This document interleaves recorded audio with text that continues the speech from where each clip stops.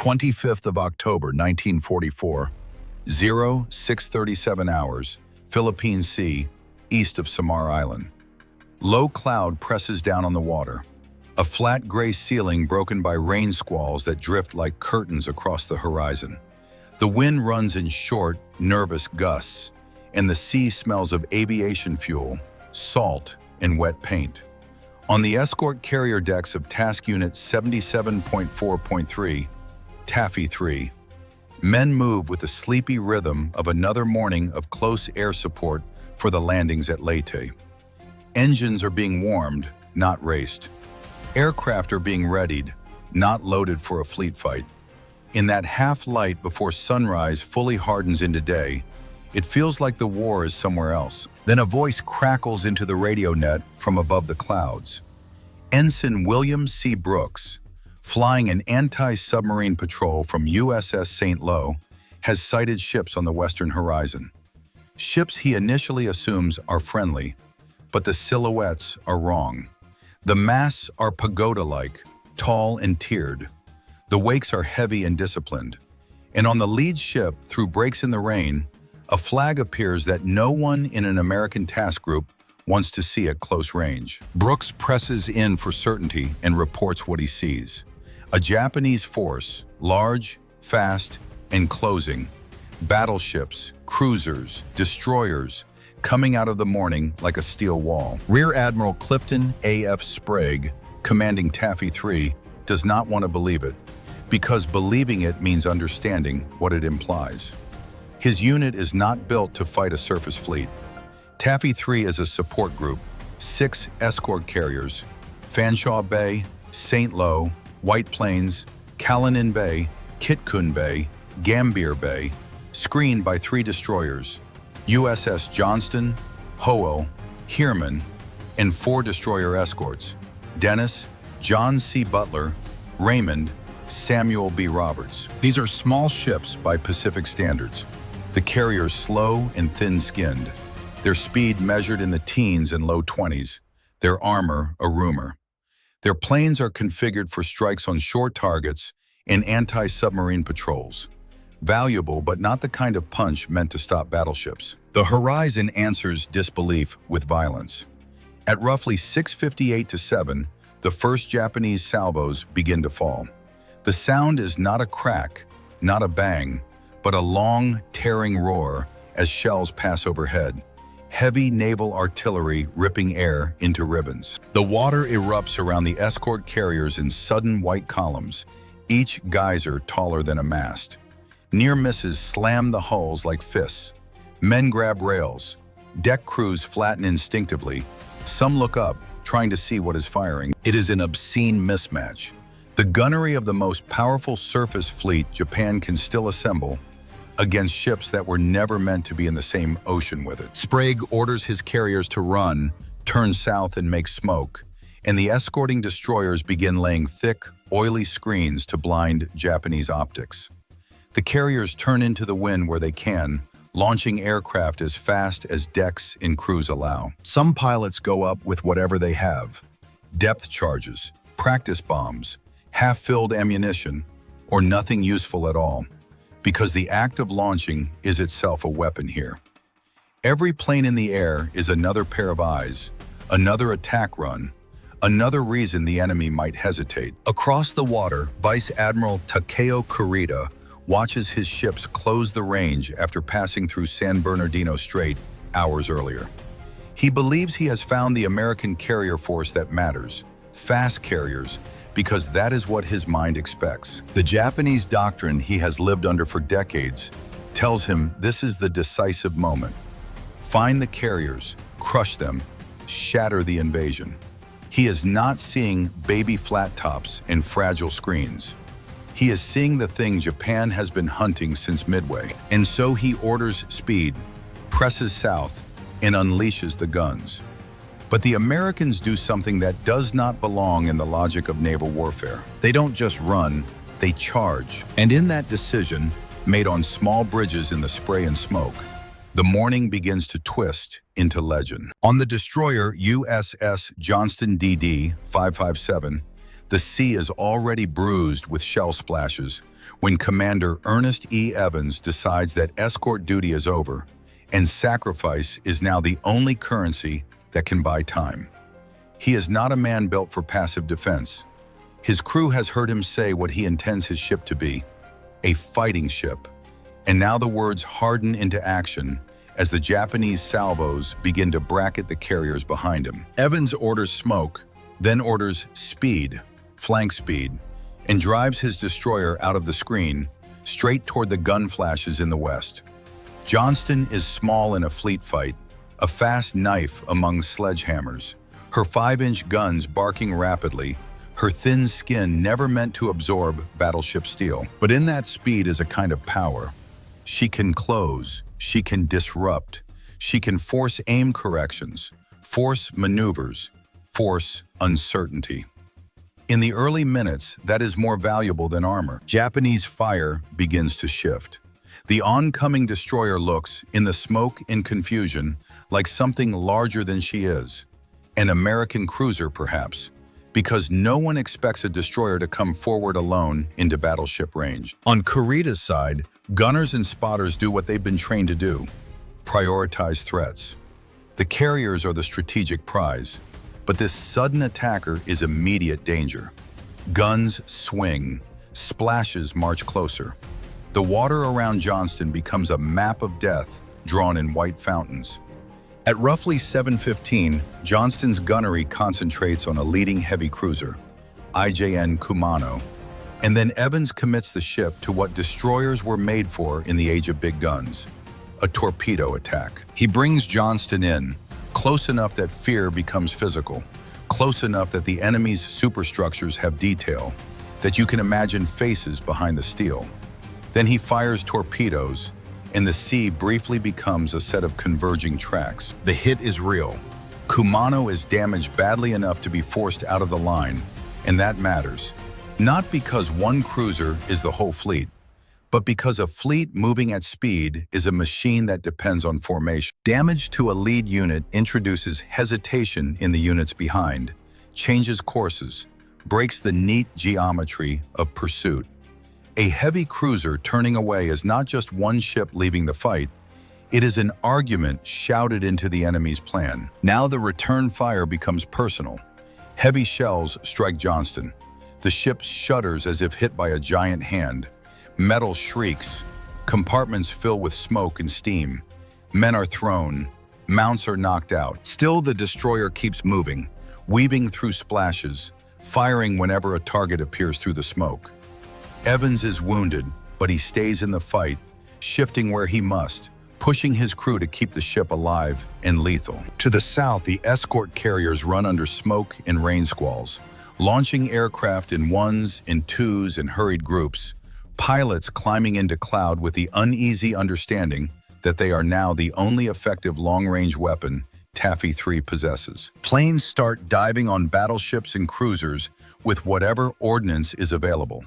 And even when the bombs are too light or the torpedoes too few, the attacks still do their job. They force Japanese ships to maneuver, to break aim, to turn away from ideal firing solutions. Kurita's bridge receives fractured reports as the smoke thickens. Carriers ahead, destroyers charging, torpedoes in the water, aircraft overhead. He has spent the previous day being pounded by American air power in the Philippine Sea and knows what carrier air can do to a fleet. He is haunted by the possibility that this is a trap, that the real American fast carriers might be close enough to strike hard once he commits. And the battlefield in front of him refuses to behave like a beaten enemy. Then another American ship joins Evans's madness. USS Ho pushes forward, and behind her a smaller escort, USS Samuel B. Roberts, begins to accelerate too, as if she has forgotten what she is and is about to become what the moment demands. A destroyer escort is not supposed to fight this battle. A destroyer escort is supposed to hunt submarines, protect convoys, provide screens, and die quietly if it must. The men of USS Samuel B. Roberts know what they are and what they are not. They also know what sits behind them, 6 escort carriers full of crews and aircraft and pilots who are still launching, still trying to get into the sky before the Japanese guns can reach them with certainty. So when Samuel B. Roberts turns and runs toward the enemy, it does not feel like courage in the theatrical sense. It feels like a decision made in a narrow space, under pressure, with no clean alternatives left. Her captain, Lieutenant Commander Robert W. Copeland, commits to the fight as if the ship has always been meant for it. The deck vibrates. The bow climbs and falls through the chop. The ship's 5-inch gun begins to fire at targets that do not belong in a destroyer escort's world. Heavy cruisers and battleship superstructures, steel the size of office buildings. Around them, smoke and rain squalls make the sea a shifting maze. Visibility comes and goes in harsh cuts. One moment, a ship appears at close range like a cliff. The next, it vanishes into gray. That chaos benefits the Americans.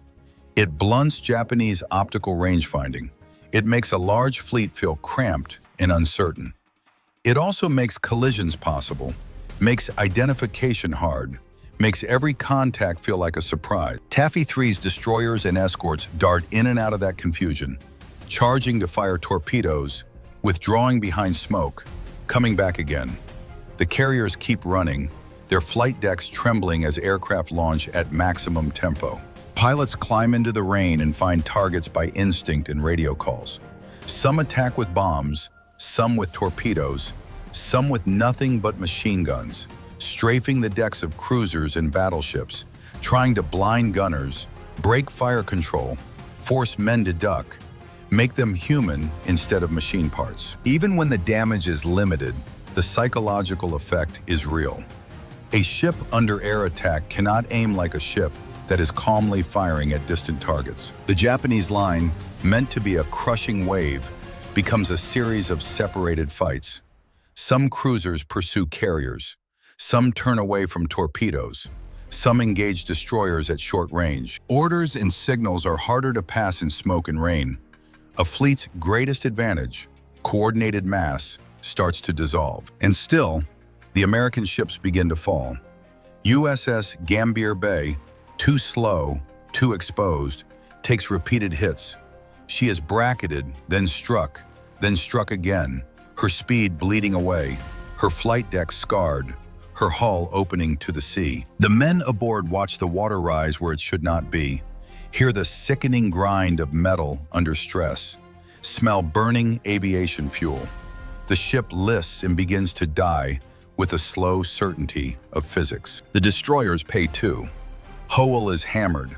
Johnston is mangled, still fighting, still drawing attention.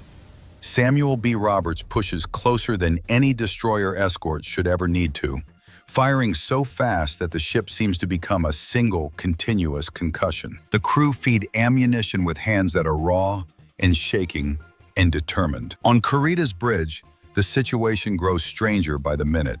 He has superior guns, superior armor, superior numbers, and yet time is slipping.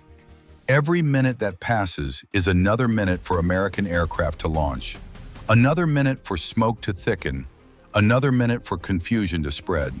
He cannot see the whole battlefield, only pieces of it, and the pieces he sees do not reassure him. The escort carriers are running south, decks awash with spray, smoke trailing behind them like wounded banners.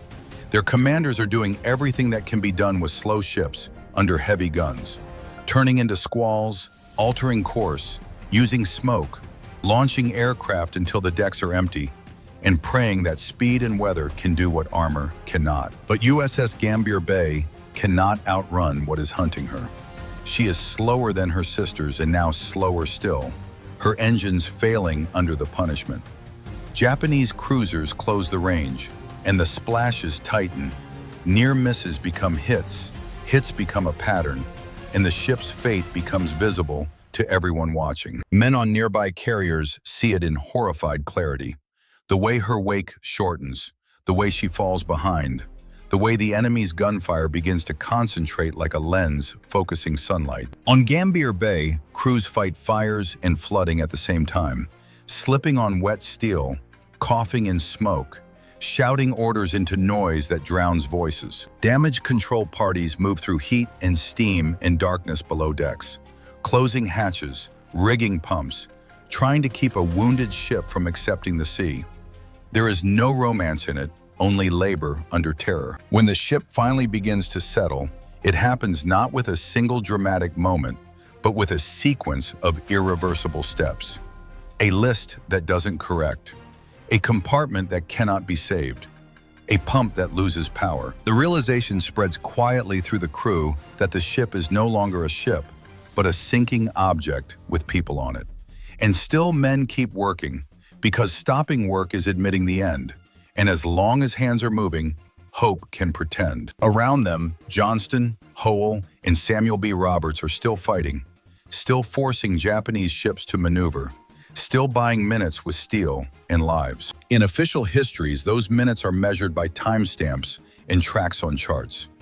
In the human world, those minutes are measured by the number of aircraft that get off a deck before the next salvo lands, by the distance between a carrier and the horizon, by the number of wounded who can be moved before the ship lifts too hard. Kurita's ships, however, are also paying a price.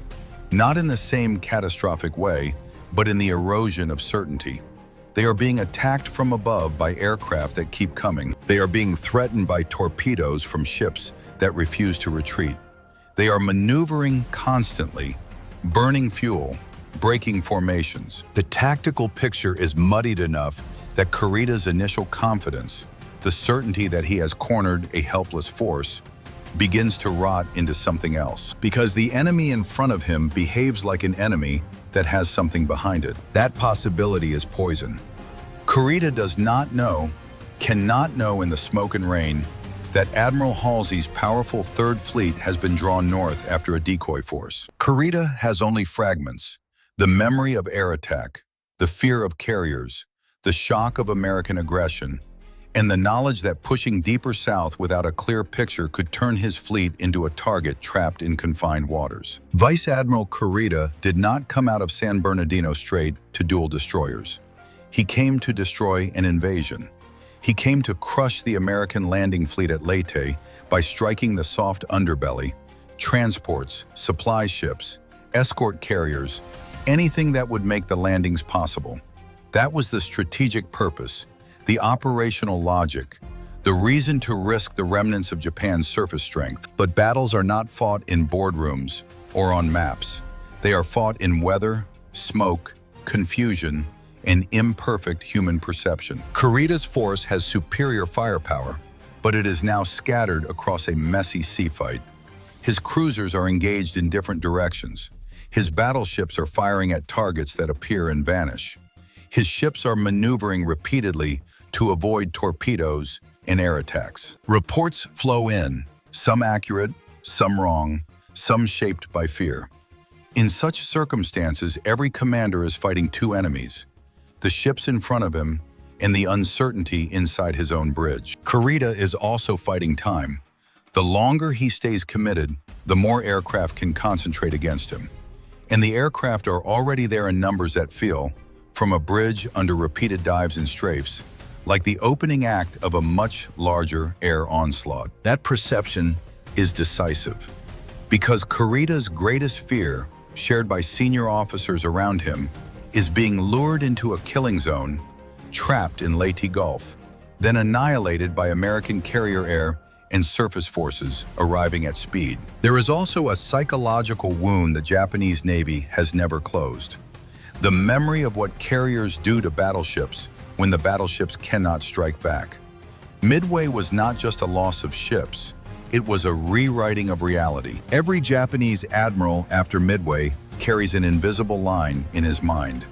Commit too deeply without air cover, and you might never come home. So when Kurita receives indications, reports, sightings, guesses, that suggest American carriers to the northeast, the temptation to interpret that as the main threat becomes overwhelming. It offers an explanation for the aggression he's facing. It offers a reason the Americans are fighting so hard. It offers a narrative that fits his fears. And most dangerously, it offers an out that can be justified later. Withdraw now, preserve the fleet, avoid annihilation. Meanwhile, on the American side, the fight has become pure endurance. Johnston is effectively a wreck, still firing in defiance as long as any gun will answer. The destroyer's story, recorded in action reports and survivor accounts, is one of continued engagement despite catastrophic damage. Losing mounts, losing speed, losing command spaces, yet refusing to stop being a weapon until physics and flooding finally take it away. Samuel B. Roberts has also paid the price. The destroyer escort that charged like a destroyer now burns like one, her speed reduced, her fate written by the same heavy shells she never should have been close enough to invite. And yet, against all tactical expectation, the Japanese pursuit falters. Kurita orders disengagement. Ships begin to turn away. A cease action signal ripples outward, and the most powerful surface fleet Japan can assemble starts to fall back north, abandoning the chase. The withdrawal of Kurita's surface force does not end the violence around Taffy 3. In the aftermath, the surviving escort carriers struggle to regroup. Aircraft circle low on fuel, and the screen is torn open by loss and damage. The sea is littered with debris. Men float on kapok life jackets, clinging to rafts, calling for help with voices that weaken with every minute. Then the war shifts shape again. Japanese aircraft appear, some conventional, some driven by a newer, darker method. In the Leyte Gulf battles, the first organized kamikaze attacks begin to cut into American formations, and the escort carriers, already battered, are vulnerable targets. Amid these strikes, USS St. Lo, the same carrier that launched the anti-submarine patrol that first sighted Kurita, will be hit and later sink after a catastrophic explosion, turning the day into a double catastrophe of surface action and air terror. The emotional shape of the battle changes for survivors. In the surface fight, courage had a face. A destroyer charging, smoke being laid, aircraft launching under fire. In the air attack that follows, death comes faster, less personal, less negotiable. It arrives from altitude with a scream and ends in fire. And beneath it all is the problem no one wants to confront in the moment: rescue. The tactical situation, submarine threat, uncertainty, scattered forces, contributes to a rescue effort that becomes delayed and fragmented. Many men who survive the sinking of ships will spend brutal hours, and for some, longer, in the water, exposed to sun, salt, dehydration, and the creeping hopelessness of an ocean that does not care how bravely you fought. Some are picked up, some are not. In the official language of after-action documents, losses are enumerated. Ships sunk, aircraft lost, men missing. In the lived reality, the numbers are faces and voices and the memory of hands slipping away. Survivors remember the sound of a friend calling once, then not calling again. The horizon empty. The weight. Meanwhile, far away in the command structures of fleets, the meaning of the morning is still being processed. Kurita's withdrawal will be debated for decades. In the moment, the key operational result is brutal and simple. The American invasion at Leyte is not smashed from the sea. The landings continue. Supply ships keep unloading. The war continues its direction toward Japan, without the catastrophic reversal Kurita had hoped to deliver. Yet for the men of Taffy 3, this is not a clean victory. It is survival purchased at ruinous cost. The sea has taken ships that did not need to die in any rational scenario, and it has taken men whose names will never be spoken outside family circles. And still, as daylight strengthens and the smoke finally thins into scattered streaks, a strange quiet settles over the water. A quiet that does not feel peaceful, only emptied. The battle has done what battles do. It has rearranged the world and left the people inside it trying to understand how they are still alive. If you stand on the bridge of a battleship and look at the sea through the lens of doctrine, the battle off Samar should have been a slaughter. Kurita's force brought battleship guns and heavy cruisers with long-range firepower, armor, and speed. Taffy 3 brought escort carriers and a screen, brave, fast, and lethal in short bursts, but structurally outmatched. So why did the giants turn away? The answer is not one thing. It is an accumulation of battlefield pressure, uncertainty, and human perception. Each factor small in isolation, crushing in combination. First, there is the environment. Rain squalls and low cloud made visibility intermittent, turning a fleet engagement into a series of sudden, close contacts and lost targets. Smoke screens laid by American destroyers amplified that effect, blinding Japanese optics, forcing them to shift aim, slowing their ability to concentrate fire efficiently. Second, there is the constant threat of torpedoes. American destroyers and destroyer escorts repeatedly drove in, fired, and withdrew, forcing Japanese ships to turn away from ideal firing courses. Every time a heavy cruiser turns hard to evade, it breaks formation and loses the smooth tempo needed to finish carriers quickly. Third, perhaps most decisive, there is the air pressure. Taffy 3's aircraft, joined by planes from nearby American groups, kept attacking.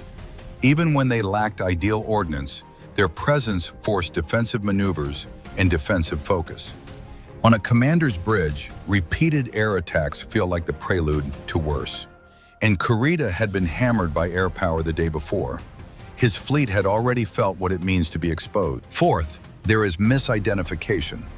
Kurita initially mistook the escort carriers for fleet carriers, an error that matters because it shapes what he believes is at stake and what he fears is nearby. If he believes he is engaging the main carrier force, then he must consider the possibility that the enemy's full striking power is within reach, ready to retaliate. And finally, there is the psychological shock of American behavior. The doctrine expected retreat. What Kurita met was an enemy that attacked like it had nothing to lose. Destroyers charged battleships. Destroyer escorts fought cruisers. Pilots flew into walls of flak. In military terms, this did not make sense. In human terms, it made Kurita question what he was not seeing. A commander who cannot see the whole battlefield must imagine it. And the imagination, fed by fear and prior experience, can become more powerful than reality. Kurita withdrew not because the American force had become stronger, but because the battlefield made him feel weaker than he should have been. That is the quiet, unnerving truth of Samar. Sometimes, uncertainty defeats steel. And when the Japanese fleet turned away, it did not just spare the surviving carriers. It preserved the invasion at Leyte, an operational hinge of the Pacific War. By the time the day finally settles into afternoon, the battle off Samar has already begun transforming into two different things at once. A tactical puzzle for admirals and historians, and a raw memory for the men who fought it. Those two versions will never fully align. On paper, the event is stark. A small American escort carrier group, surprised at dawn, fought off a vastly superior Japanese surface force. Losses were severe. Ships sank. Men died. The Japanese turned away. The landings held. In the human version, it is a sequence of sensations and impossible choices. The first scream of shells, the wall of water, the deck shuddering beneath your boots, the smell of cordite and burning paint. The moment you realize you are not in the kind of fight you trained for. In the human version, it is a sequence of sensations and impossible choices. The first scream of shells, the wall of water, the deck shuddering beneath your boots, the smell of cordite and burning paint.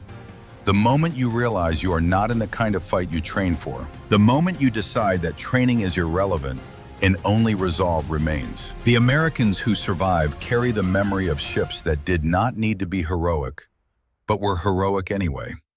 They remember the sight of destroyers charging into gunfire meant to kill cruisers. They remember aircraft climbing into rain with too little fuel. They remember smoke screens that felt like fragile miracles. They remember the sudden, shocking turn of Japanese ships, steel giants bending away, like a predator deciding at the last instant that the prey is not worth the risk. And they remember, too, the quiet cruelty after the guns, the waiting, the drifting, the sun and salt and thirst. The way the sea can be both battlefield and graveyard, indifferent to courage. For Kurita, the battle becomes a shadow that follows him. His decision is judged in hindsight, but he made it without hindsight. He made it inside a moving storm of smoke, aircraft, torpedoes, fractured reports, and the fear of being trapped and destroyed by carrier power he could not see. For the wider war, Samar matters because it denied Japan a final chance to rip the invasion apart at sea. The Philippines would not be easily saved for Japan. The Pacific perimeter would continue to collapse, and the Japanese surface fleet, already reduced, would never again have the same opportunity to shape the war's outcome with battleships and cruisers in open pursuit. But for a viewer, for a listener, for someone leaning into a documentary narration late at night, Samar endures for a simpler reason. It is the moment arrogance met refusal. The moment power met a kind of defiance it could not easily compute. The moment the weakest enemy on the horizon did not behave like weakness at all. And the greatest fleet in Japan's history, for reasons both tactical and human, turned away. If you like this video, please subscribe to the Witness Earth Network channel and share it with your friends. We'll see you again soon with another unique and true story from World War II.